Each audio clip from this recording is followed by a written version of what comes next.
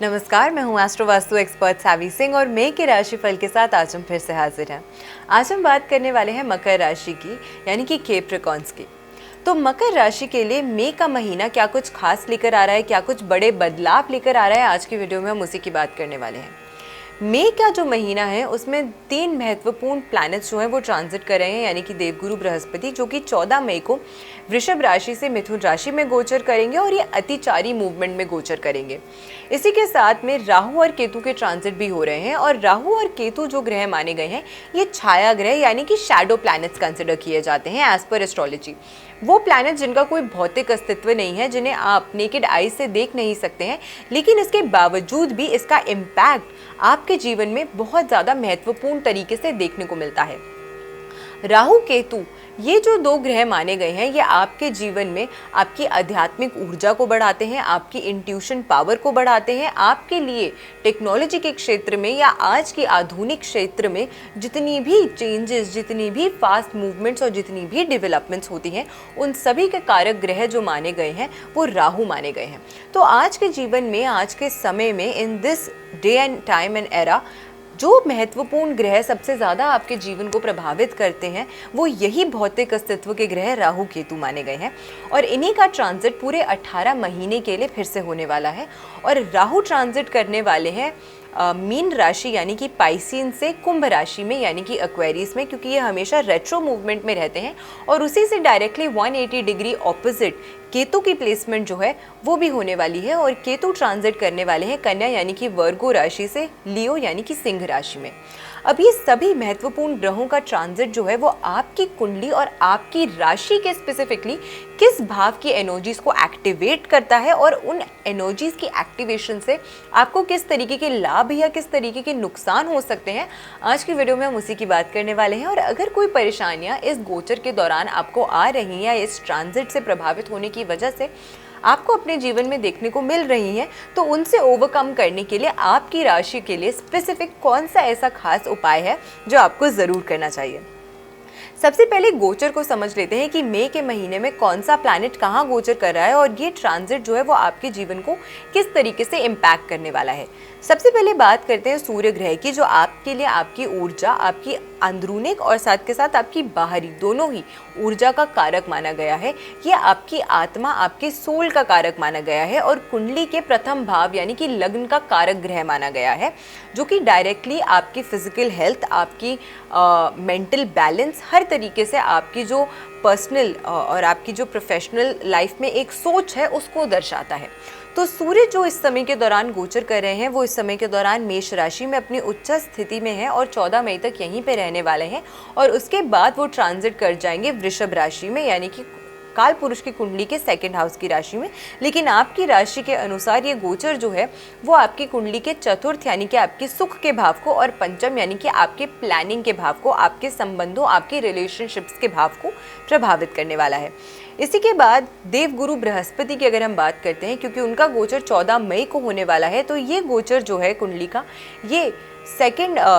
वृषभ राशि से मिथुन राशि में यानी कि जेमिनाई में हो रहा है। टॉरस से जेमिनाई में देवगुरु बृहस्पति की अतिचारी मूवमेंट जो है वो शुरू हो जाएगी जैसे ही वो ट्रांजिट करेंगे 14 मई को। और आपकी कुंडली के अनुसार अगर हम बात करें तो 6ठा भाव जो है आपकी कुंडली के, जो ऋण, रिपु, साथ में शत्रु और रोग का भाव माना गया है, उस भाव की एनर्जीज को कहीं ना कहीं प्रभावित और एक्टिवेट गुरु का ये जो गोचर है वो करने वाला है। राहु और केतु की हम बात करें तो 18 मई को 18 महीने के लिए राहु और केतु का ये जो गोचर है वो हो रहा है और राहु आपकी कुंडली के 2nd हाउस को यानी कि आपकी सेविंग्स को और साथ के साथ आपके मेहनत से कमाए हुए धन को, आपके कुटुंब के भाव को, 2nd हाउस को प्रभावित करने वाला है। और वहीं केतु की अगर हम बात करते हैं तो आपकी कुंडली के 8म भाव यानी कि सडन बदलाव, सडन चेंजेस का जो भाव माना गया है उनको प्रभावित कर रहे हैं। लेकिन आपके लिए और भी एक महत्वपूर्ण ट्रांजिट जो है शनि ग्रह का, क्योंकि आपकी राशि के स्वामी ग्रह जो हैं वो सैटर्न यानी कि शनि ग्रह माने गए हैं, उनका ट्रांजिट ऑलरेडी हो चुका है जो कि 29 मार्च को हुआ था, जहां पे उन्होंने ट्रांजिट करके इस समय के दौरान मीन राशि यानी कि पाइसिस में वो अब प्लेस हो गए हैं और पूरे 2.5 साल के लिए शनि देव जो हैं वो मीन राशि में अब स्थित हो चुके हैं। और 51 दिन का ये जो समय था 29 मार्च के गोचर से लेके 18 मई तक, जब तक राहु ट्रांजिट नहीं करता है, इन 51 डेज के टाइम के दौरान राहु और शनि की जो युति है वो मीन राशि में ही हो रही है, जो कि आपकी राशि से अगर हम बात करें तो तृतीय भाव की राशि है। तो यहाँ पे राहु और शनि की युति तीसरे भाव में कहीं ना कहीं ये ज़रूर दर्शाती है कि इस समय के दौरान आपकी मेहनत में आपको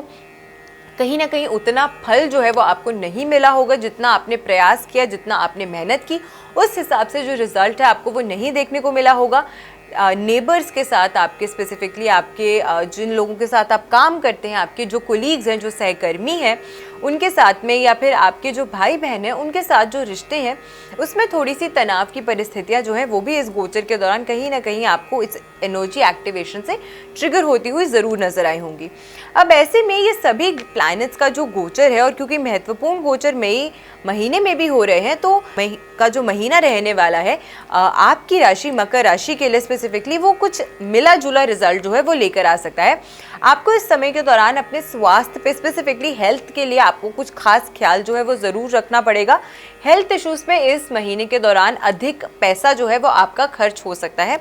धन आपका इस समय के दौरान आपकी हेल्थ को ठीक करने में, बेटर करने में, या बार बार हो सकता है कुछ चेकअप्स आपको डॉक्टर से कराने पड़ रहे हैं, बार बार आपको डॉक्टर को विजिट करना पड़ रहा है, तो इस तरीके की जो परेशानी है उसकी वजह से आपका अधिकतर धन जो है इस महीने के दौरान स्वास्थ्य से संबंधित परेशानियों पे खर्च होता हुआ नजर आता है। शनि के गोचर से आपको अपनी प्रोफेशनल लाइफ में कोई अच्छे न्यू प्रोजेक्ट्स या कोई अच्छे न्यू कार्य जो है उसको शुरू करने का एक अवसर जो मिल सकता है ज़रूर, और उससे आपको अच्छी सफलता भी जो है वो भी मिलती हुई आपको नज़र आती है। इसी के साथ बृहस्पति का जो गोचर है, यानी कि जुपिटर का जो ट्रांजिट है, वो आपके लिए पार्टनरशिप, अगर आप काम करते हैं पार्टनरशिप में स्पेसिफिकली, तो उस लिहाज से काफ़ी ज़्यादा अच्छा फेवरेबल रिजल्ट जो है वो आपको देता हुआ इस समय के दौरान ज़रूर नज़र आएगा। इस महीने अगर कहीं पर भी आप अपना धन निवेश कर रहे हैं, आप कहीं पे भी अपना पैसा इन्वेस्ट कर रहे हैं, तो केतु का ट्रांजिट जो है वो आपके लिए थोड़ी सी परेशानियां जो है वो धन संबंधित लेकर आ सकता है। इसीलिए निवेश करने से पहले किसी अच्छे फाइनेंशियल एक्सपर्ट, किसी अच्छे आर्थिक सलाहकार की आपको एक राय जो है, एक सलाह जो है वो आपको ज़रूर लेनी चाहिए, क्योंकि उनकी एडवाइस आपके लिए बहुत ज़्यादा इंपॉर्टेंट और बहुत ज़्यादा हेल्पफुल जो है वो साबित होने वाली है। इस महीने के दौरान आपकी रुचि जो है वो नई चीज़ें सीखने में, अपनी एजुकेशन को इन्हांस करने में, या अपनी जो आपकी अंदरूनी जो भी आप क्वालिटीज़ को इन्हांस करना चाहते हैं उसमें आपकी जो रुचि है वो बढ़ती हुई नज़र आ सकती है। तो हो सकता है कि आप कोई नया सब्जेक्ट आप पढ़ना शुरू कर दें, या किसी भी प्रकार की कोई नई चीज़ जो है वो इस महीने के दौरान आप ज़रूर अपने जीवन का हिस्सा जो है वो बढ़ाने वाले हैं, और इससे आपके ज्ञान में भी वृद्धि होगी, आपकी एक पर्सनालिटी भी ओवरऑल डेवलप होगी, और आपको बहुत अच्छे रिजल्ट्स जो हैं इसके मिलने वाले हैं मई के महीने में। इस महीने आपको अपने टाइम मैनेजमेंट पे, अपने समय को किस तरीके से मैनेज करना है, अपने फोकस को कैसे बना कर रखना है, और परिश्रम में कमी नहीं रखनी है। ये चीज़ों का, अगर कुछ खास चीज़ों का आप ख्याल रखते हैं स्पेसिफिकली मई के महीने में, तो आपको जो प्रोफेशनल फ्रंट पे अच्छी अपॉर्चुनिटीज़ आ रही हैं, जो आपको अपने कार्य के क्षेत्र में नई, आपको जो अच्छी एक तरीके से आपको अवसर प्राप्त हो रहे हैं, उनको आप और अच्छे से अपने जीवन का हिस्सा बना सकेंगे, उनको आप और अच्छे से इन अपॉर्चुनिटीज़ को ग्रास्प कर सकेंगे, उन्हें यूटिलाइज कर सकेंगे, और उनको अपने लिए आर्थिक लाभ में कन्वर्ट कर सकेंगे। फाइनेंशियल गेन्स आपको इन अपॉर्चुनिटीज़ के थ्रू मिल सकते हैं। अब ऐसे में ये क्योंकि महत्वपूर्ण ट्रांजिट्स हो रहे हैं, आपके खर्चे बढ़ रहे हैं, आपके इस समय के दौरान आपको अपनी सेविंग्स का खास ख्याल रखना पड़ेगा। निवेश करते समय आपको खास ख्याल इस समय के दौरान ज़रूर रखना पड़ेगा। थोड़ी सी तनाव की स्थितियां आपके संबंधों में भी हो सकती है, और स्पेसिफिकली चिड़चिड़ापन, स्वास्थ्य से संबंधित परेशानियों की वजह से बढ़ सकता है। तो ये कुछ समस्याओं का सामना अगर आपको करना पड़ रहा है, तो कौन सी खास रेमेडी है जो आपको मई के महीने में ज़रूर करनी चाहिए, ताकि इस तरीके की अगर कोई परेशानी आ रही है तो उससे आप ओवरकम कर सकें। आपको ये रेमेडी जो है वो शनिवार के दिन करनी है, और 4 शनिवार करनी है। आपको एक लोहे की कटोरी या लोहे का एक पात्र लेना है, और उसको आपको शनि की ऊर्जा से जो संबंधित सामान है उससे भरना है। और क्या है ये सामान? आधी कटोरी आपको काले तिल इसमें डालने हैं, और आधी कटोरी जो है आपको इसमें काली उड़द की दाल जो है वो डालनी है इस लोहे की कटोरी या लोहे के पात्र में।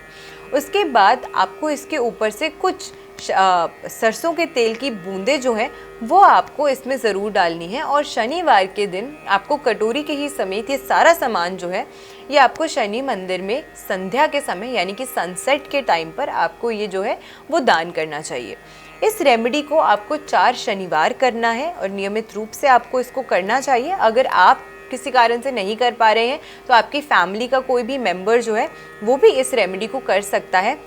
अर्निंग मेंबर जो है फैमिली का वो भी कर सकता है आपके नाम से इस रेमेडी को, तो भी उनको बहुत अच्छा लाभ जो है अपने जीवन में देखने को और आपको भी आपके जीवन में देखने को मिलेगा। तो ये रेमेडी अगर आप करते हैं तो उससे विशेष लाभ आपको मई के महीने में ही सिर्फ नहीं बल्कि क्योंकि शनि ग्रह की ऊर्जा जो है वो आपको बहुत अच्छे से उसका जो रिजल्ट है वो देखने को मिलेगा। क्योंकि शनि जो है अब 2.5 साल के लिए आपकी कुंडली से 4th हाउस यानी कि सुख सुविधा का जो भाव है उसको प्रभावित करे हैं। तो आशा करते हैं कि जो आज की वीडियो है वो आपको पसंद आई होगी। वीडियो अगर अच्छी लगी हो तो ज़्यादा से ज़्यादा लोगों तक वीडियो को शेयर ज़रूर कीजिएगा। अगली वीडियो में हम बात करने वाले हैं कुंभ राशि यानी कि एक्वेरियस के लिए मई का महीना क्या कुछ खास लेकर आ रहा है। नमस्कार, जय माता दी।